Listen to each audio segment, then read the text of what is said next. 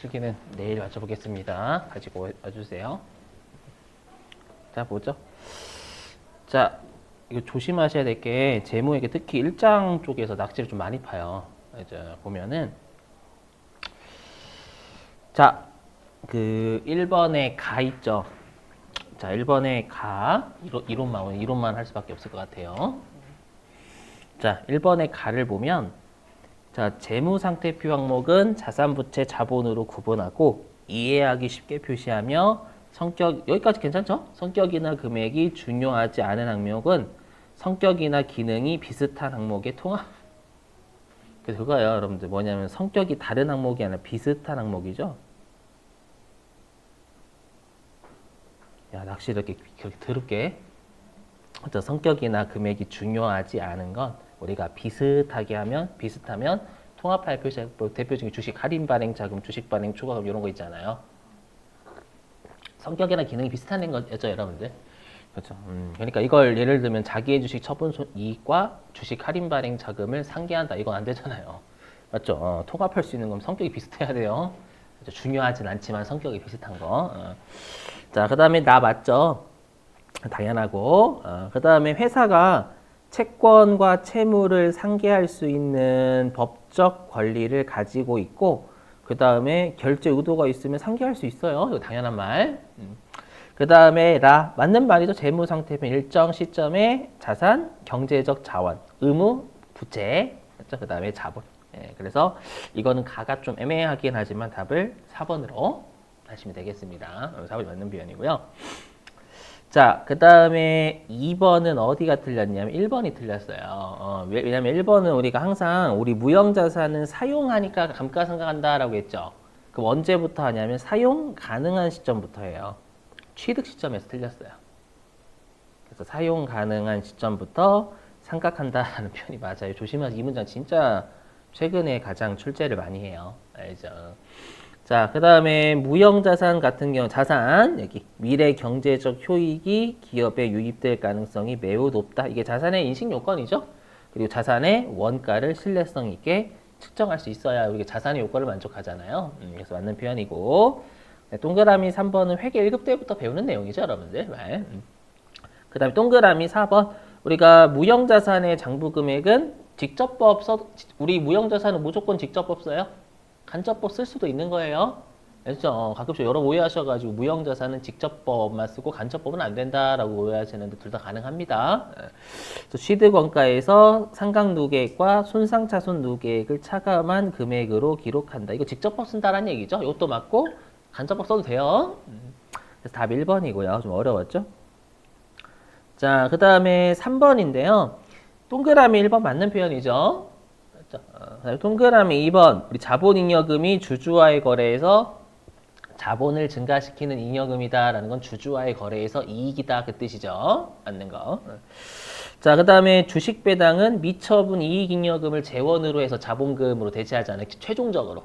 물론 미교부 주식 배당금이 중간에 껴있긴 하지만 답은 4번.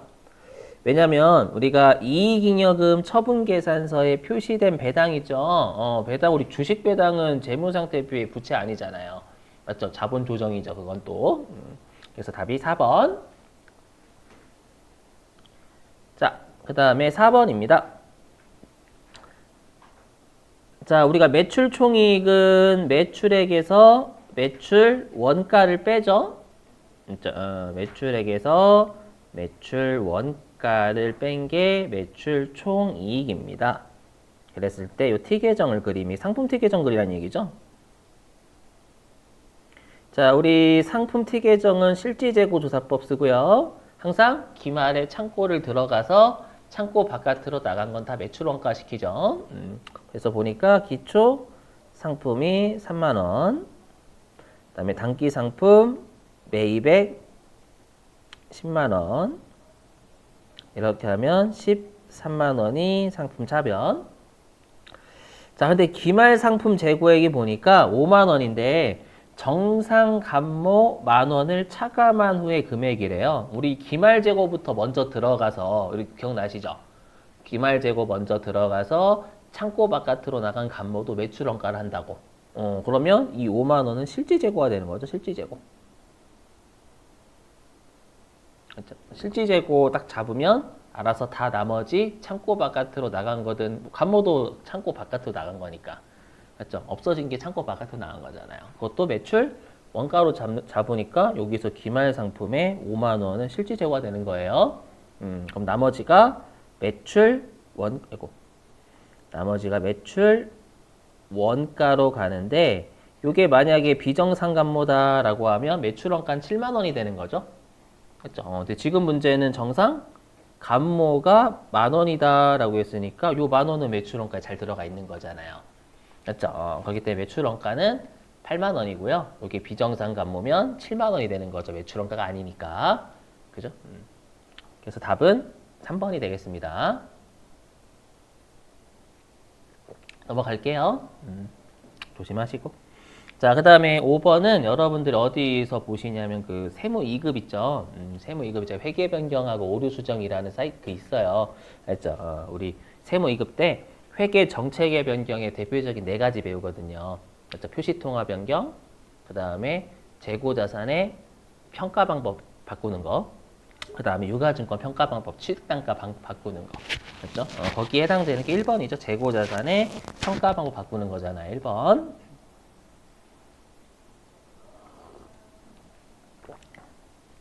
자, 그 다음에 6번. 자, 6번의 답은 2번입니다. 우리 종합원가 계산은 재료비와 가공비로 나누지 직접비하고 간접비로 나누는 건 개별원가 계산입니다. 넘어갈게요. 자, 그 다음에 7번입니다. 자, 7번에 우리 단일배분율법하고 이중배분율법은 변동비하고 고정비를 다른 배분 기준 쓸 거니 같은 기준 쓸 거니 그거잖아요. 맞죠? 그럼 우리 변동비하고 고정비를 원가 행태다라고 하죠, 여러분들. 그렇죠? 원가 행태고요. 그리고 우리가 다 쓸 수 있어요. 직접배분법의 단일배분율법이든 직접배분법의 이중배분율법이든 혼합해서 쓸 수 있습니다. 그렇죠? 그래서 혼합해서 쓸 수 없다가 대부분 답이에요. 그래서 일단 1번은 맞고요. 자, 그 다음에 2번하고 3번은 여러분들 우리가 회계 1급 때 배우는 거죠? 맞죠? 회계 1급 때 동그라미 2번 상호배우법은 완벽하게 고려하는 거고 동그라미 3번은 용역수수 관계가 중요한데 보조분끼리 용역 주고받는 게 중요한데 직접배우법 써버리면 왜곡이 되는 거죠. 바꿔. 답은 4번이죠. 우리가 항상 이중배분율법이 정확하죠. 정교하다라는 거 성과평가에도 유리하다라는 겁니다. 답은 4번. 자, 이제는 8번인데 이것도 회계 1급 때 배우죠. 자, 문제는 이렇게 보시면 됩니다. 자, 어떻게 보시냐. 지금 문제에서 물어본 게 단기 제품 제조 원가니까 제공품 또는 제품 특이점은 무조건 그래야 돼요. 자, 제공품.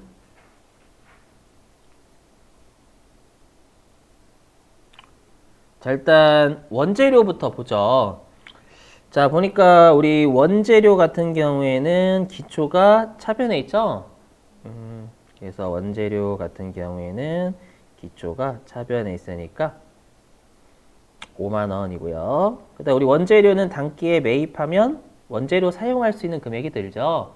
매입 자료는 3번 어딨냐? 아, 첫 번째에 있네요. 20만 원.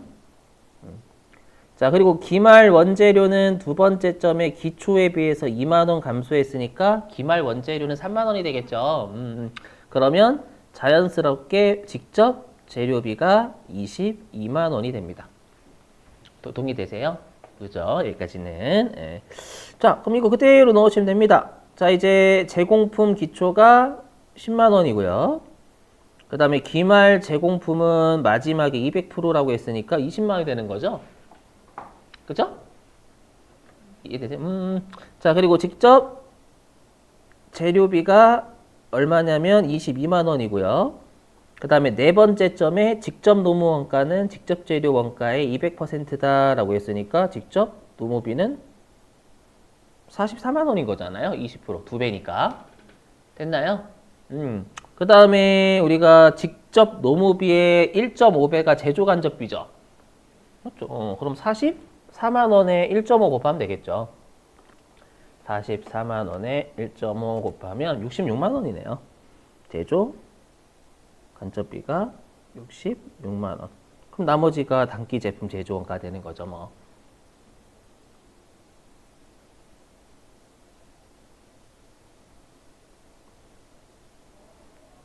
됐나요? 이렇게. 자, 됐어요. 그럼 답이요. 118만 원인가? 122만 원이구나. 답은 2번이 되겠네요.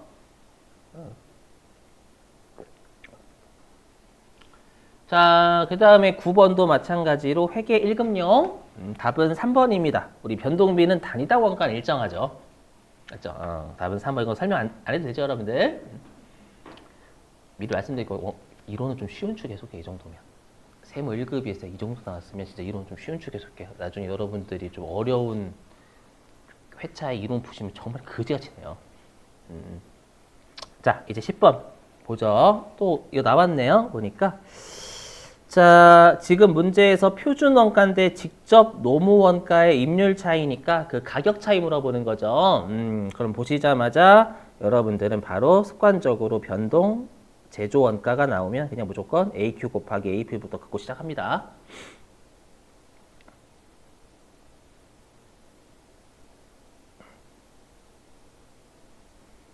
SP. 그 다음에 SQ 곱하기 SP.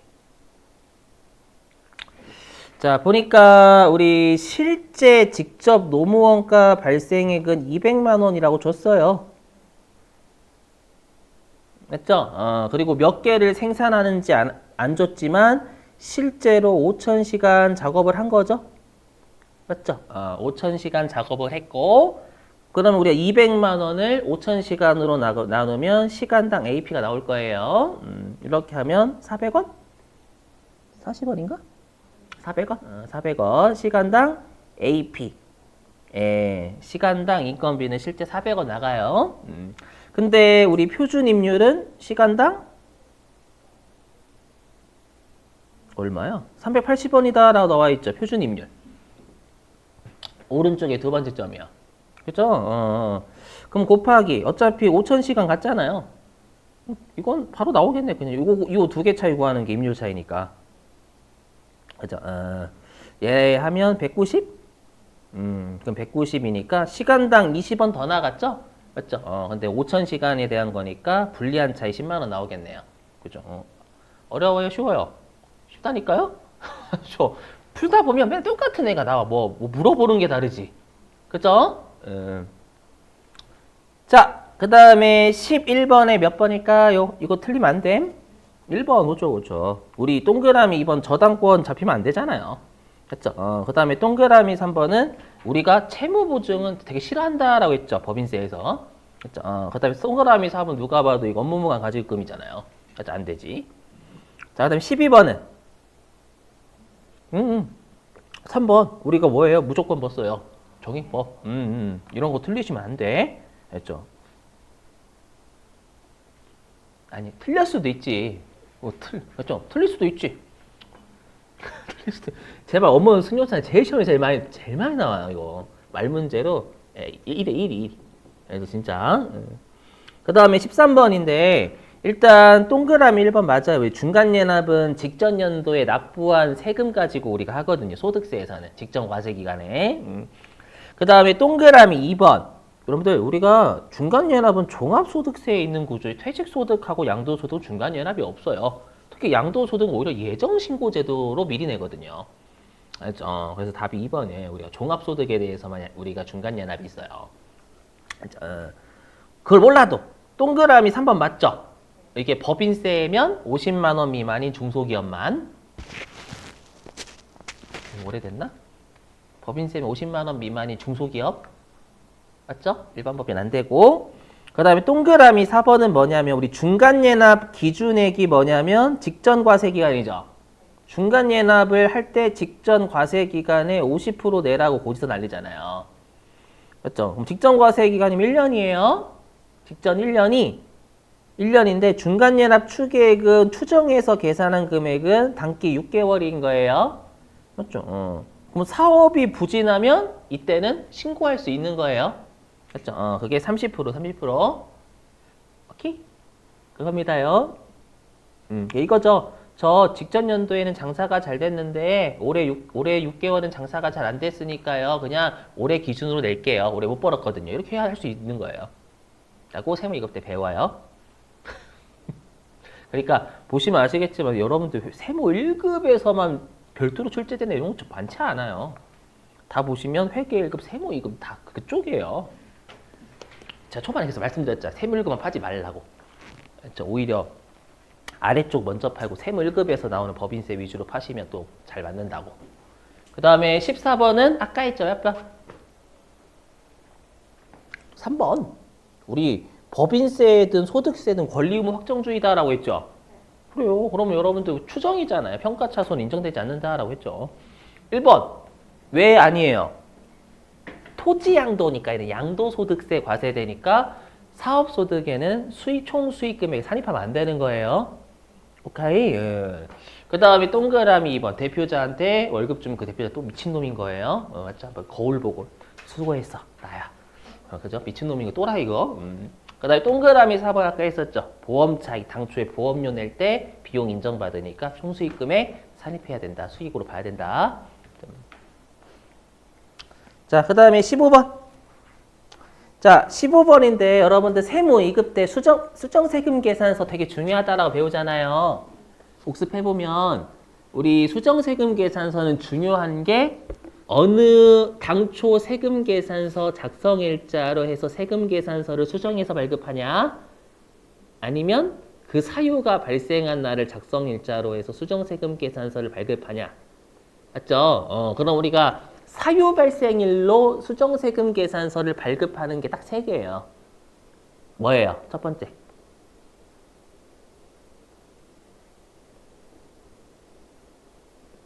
매출 환입. 두 번째, 계약의 해제. 세 번째, 계약의 해지, 공급가액에 추가되거나 감소되는 거. 어머나? 저기요. 세무 2급용이야 이거. 세무 2급에서 수정세금에서 맨날 내거든요. 출제 1, 2순위 다퉈요 거기서도. 했죠. 그거 빼고는 나머지는 전부 다 처음 세금 계산서 작성일로 수정세금 계산서 발급합니다. 지금 외우면 됐죠. 뭐. 자, 일단 동그라미 1번. 필요적 기재사항이 차고 외에서 이게 필요적 기재사항이 차고잖아요. 차고면 이때 우리가 확정 신고 기한까지는 차고니까 확정 신고 기한까지는 우리가 수정세금 계산서 발급할 수 있는데 이게 차고가 아니에요. 차고가 아니면 이 표현 맞는 표현입니다. 근데 1번은 일단 몰라. 시험 목적상 1번 모르잖아요. 넘어가요. 2번 해제 나왔죠. 그럼 해제 나오면 이 해제로 가야 되는 거예요. 근데 이거 틀렸죠. 당초 계약일이 뭐야?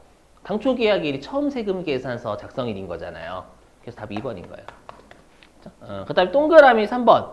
차고잖아, 여기. 차고면 3가지 해당 안 되죠? 안 되니까 얘 같은 경우 처음에 발급한 세금 계산서의 내용대로 맞는 표현이 되는 거고요. 그 다음에 내곡신용장은 이미 했죠? 우리가 7월 25일이나 1월 25일까지 열리면 10% 취소하고 0%짜리 새로 발급하는데 그게 처음 세금 계산서로 간다고. 얘도 3가지 해당 안 되니까. 자, 됐어요.